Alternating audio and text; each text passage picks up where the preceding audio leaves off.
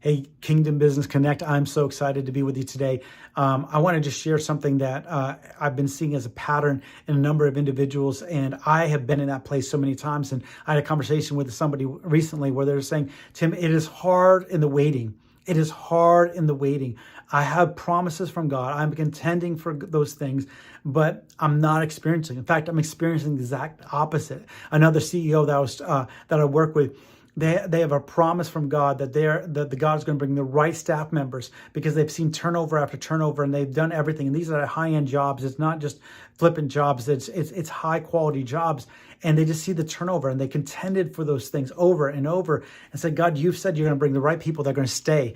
But the exact opposite seems to be happening is people leave. They train somebody and then somebody else leaves. It's just the frustration of experiencing the opposite thing that the Lord has spoken. And I'm sure many of you have been there. And I wanted to share something that I've found that has been really key in the midst of it as I'm contending for things in my business, as God has spoken things over my life, as well as my company, and what I do in the process. Because in the waiting is a refining, it's a forging, it's a strength, it's building our muscles of places that we didn't have before. But I want to give you some things that have helped me, because a lot of times when we're waiting, we get discouraged. We lose hope. We start to question.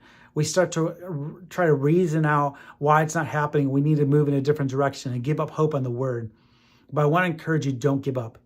Don't give up today on the word of what God has spoken. That God, he says he watches over his word to perform it. That his word will not return to him void. This is what I have done when I feel the despair, discouragement, the hopelessness. Is number one, I begin to thank God and remember what he's done before. I mean, go back to those places of where God has broken through, where he's come through for me and, well, for other people, where he has shown up, how he's provided, from the simple things to the grand things for my family. Because when I begin to become thankful, I begin to become aware of the presence. I also begin to remember who he is. And as I remember who he is, I begin to can now turn the discouragement into a weapon of declaring the truth of what God has said. God, I thank you did it here. And God, you spoke to me, you're going to do it again. God, you said you'd do it and you did it over here. You're going to do it again in this situation. And I shift from this place of hopelessness to a place of hope because I remember what he has said, what he has done before, and what he said now. And I'm going to begin to contend for that as a weapon. But the other thing that happens is as I get clarity and confidence, I begin to come out of that pit and begin to recognize what God is doing in the moment. See, the verse in Matthew 6 says, seek first the kingdom of God and his righteousness, and all these things shall be added unto you. If I can find out what he's doing, then I can begin to partner with that. It says he takes care of the rest. All these things shall be added unto you.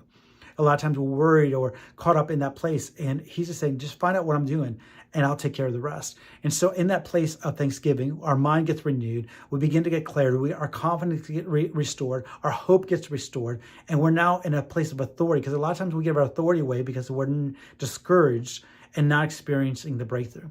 So we got our confidence back, our authority back. We begin to partner with what God is doing in the moment, to begin to declare the word of the Lord, but also say, God, what are you doing right now? And he might invite you to begin to go pour into a staff member. He might say, hey, I want you to go work on this initiative. Hey, I want you to go focus on this marketing strategy, which it doesn't seem like it ties into the very thing that he said he was going to do. But as we do what he's doing, he opens up the door and he steps in and begins to partner and break through on our behalf.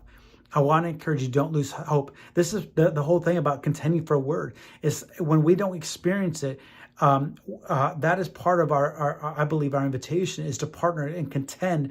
And there's something happening in the contending that we don't even realize the benefit of those things, not only in our own lives, but there's more happening when we don't in the waiting than we realize.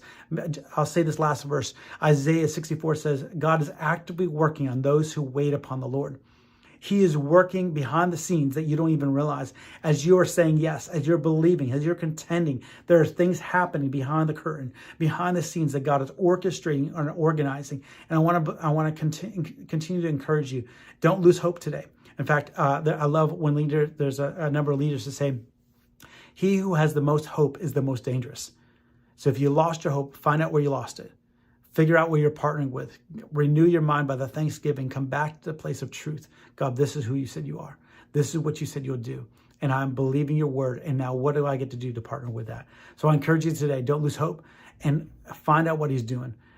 Thanks. By the way, don't forget about Thanksgiving. I'm telling you, Thanksgiving shifts everything.